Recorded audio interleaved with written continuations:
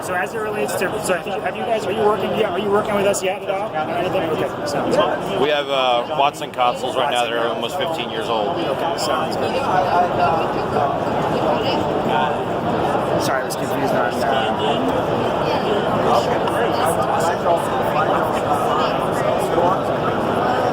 Yeah, so they're looking at doing a project, so you take them through everything. They're going to do a little video, so if you can walk them through the consoles, show them how everything works, they'll be videoing and you'll be all set.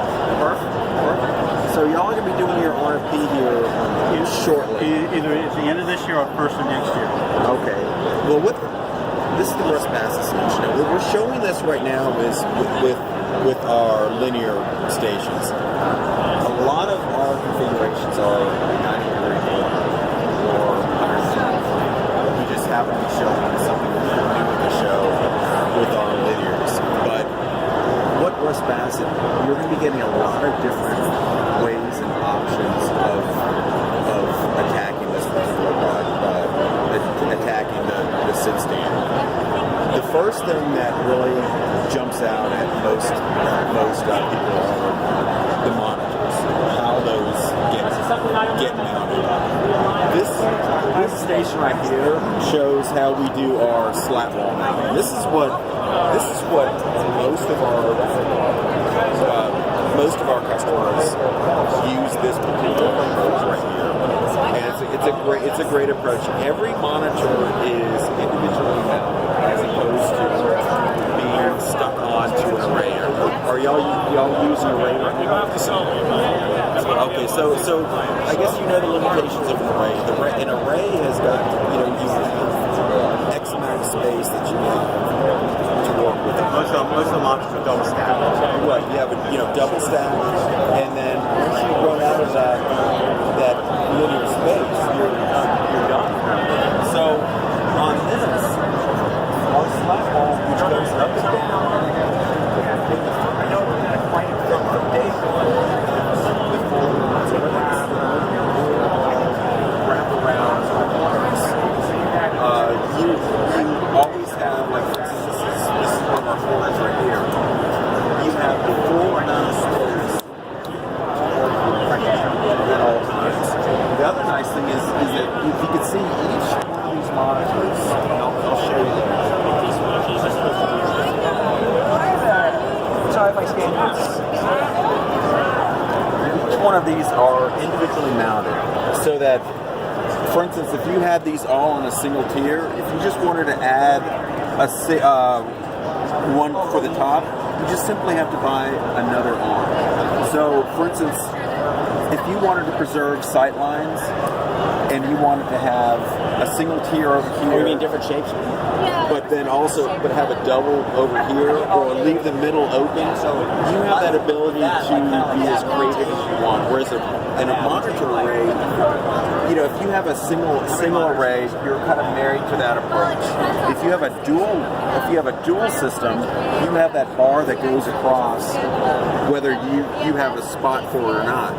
Or if you want to customize it, you would have a single tier, and then you have to do a pole mount, and you're drilling into your surface and so forth. This, you can move these things around as easily as you want, and you just basically undo the mounting hub, and you put that wherever you want. So, a lot of our customers are migrating to what you see right here, the large screen in the middle, whereas they had maybe a 3/3. Right. Gives you a lot more real estate without having to deal with all the bezels. Right. So with this, instead of having to change your array, which your array bar mounts to the center. So in this particular configuration, you would have to figure out where you're going to be mounting this large, because your array would have to hit right in here. With this, basically you can migrate from those and then put a single one right here, and then put you up. So it's extremely flexible. And I've been doing this since 2000. And one of the things that I always see when I go back to a customer 4 or 5 is their monitors are always changing. They're either going to larger, more, or different configurations. A monitor array really paints you in the corner, whereas the individual slat wall gives you all the flexibility. Now, I'll show you the second way that we mount. We have, this is a motorized array. Yeah. And this, now once Shannon's out from underneath it there, this array will go up and down, and also will have focal distance back and forth. I think a lot of our people are like that. That's one of their complaints about our consoles now is that they do move up and down, but they don't move horizontal. Right now, see, one of the nice things about the slat wall, I mean, you do have the individual adjustment of these. So this is a lot of our customers really like this approach, but absolutely this is another way of attacking it as well, is with the motorized lift. So these are just from the operator's perspective, the way we mount our monitors is one of our big differentiators. Another big differentiator you're going to see with us is the single surface design. This is something that when a lot of dispatchers come to see our product, the thing that they like a great deal is this single surface as opposed to the dual surface approach. A lot of our competitors, they're stuck into that. Yeah, so like, and one of the main reasons a lot of this now. We're just adding. they have their monitor array system. The only way for them to physically move that up and down is to move that back deck. So with ours, you have the flexibility of moving them up and down, but not have that separated deck.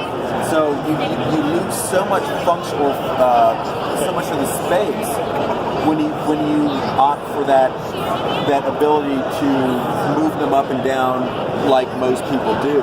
But because we can either, with our flat wall, you can just pick it up with your hand, or on our motorized lift, Well, you have that to move it, like where she's to move it up and down like this, or even get your focal depth.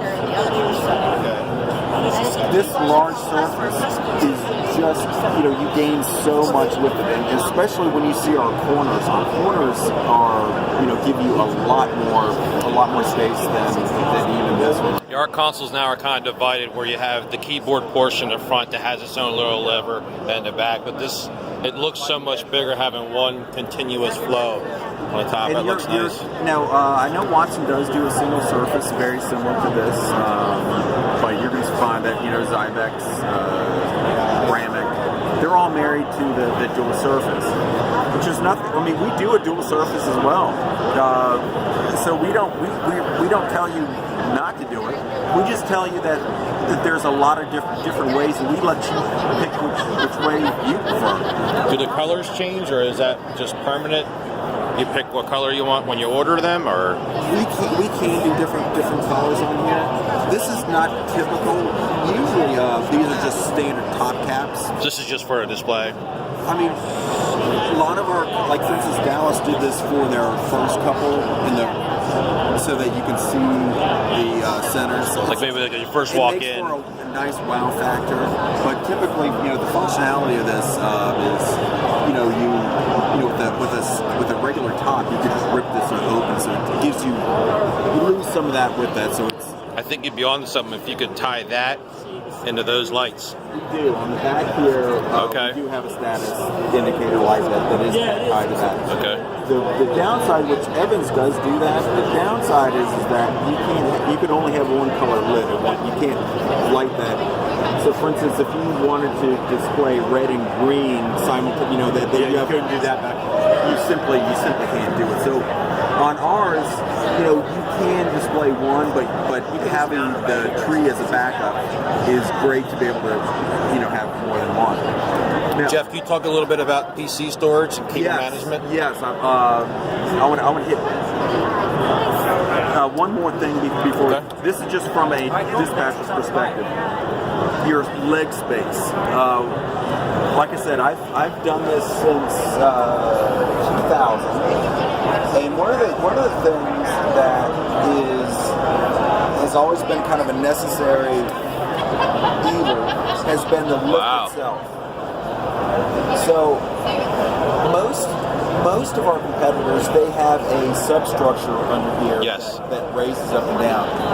Because ours is we have our steel frame section.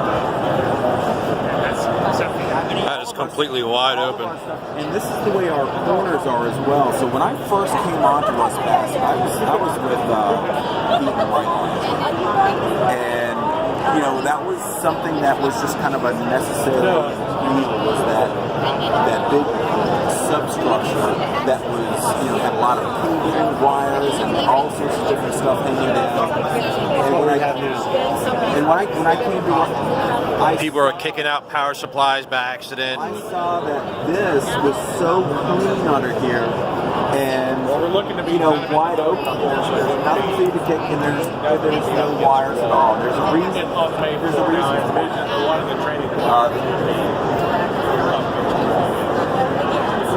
The cable management, everything is under this big trough, which goes up and down with the furniture itself.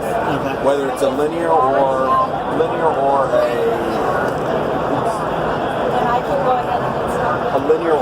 our corners. And all of your cabling resides inside of this flipper door right here. So all of your cables from your monitors, excess cables for your keyboards, all those sorts of things all live in here. You have your power strips and so forth. Right in here we have our 16-port data termination, and this is a great place for USB for your keyboard, mice. Some people want to use their own keyboard, they can just plug it right in there. We also have an external one where you can hit it, so you don't even have to go into here. But if you want it all nice and hidden away, you have to replace your keyboard, or one fails, you just simply unplug it from right here, and you don't have to retrace it all the way down. This takes any standard keystone. It's not proprietary, so you're not held to us for any kind of anything in your IT's toolbox will be able to fit in here. So audio jacks, anything like that, that's where that is. So that's why you can keep a very clean appearance, and that's why you don't see any wires at all under here, because everything comes up through our energy chain into that trough, and there's no way for them to escape out of that area. So you physically can't get any those trip wires. So I'll show you how we do our CPU storage.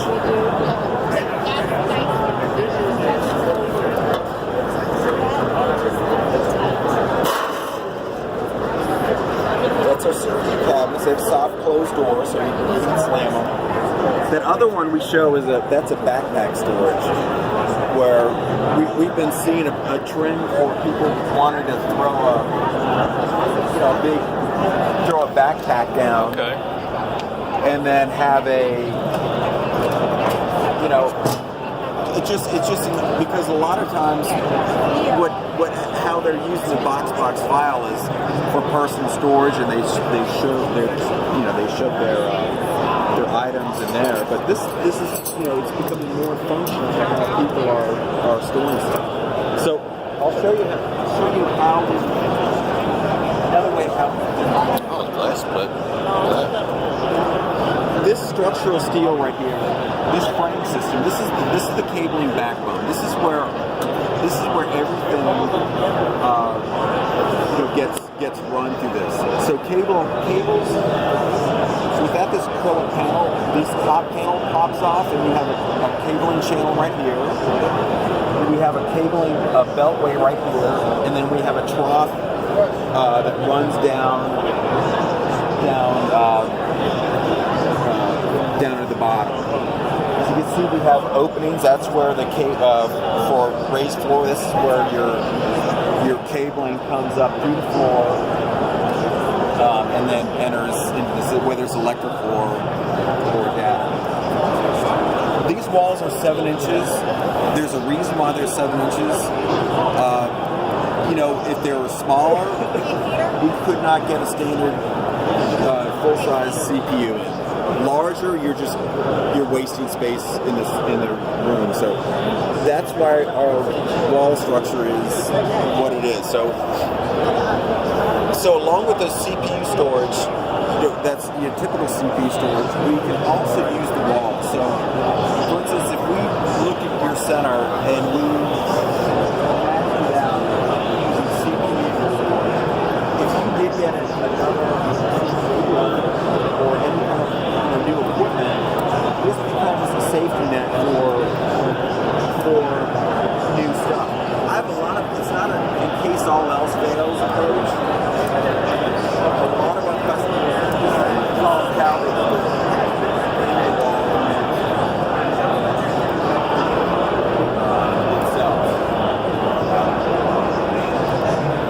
And then we have a couple other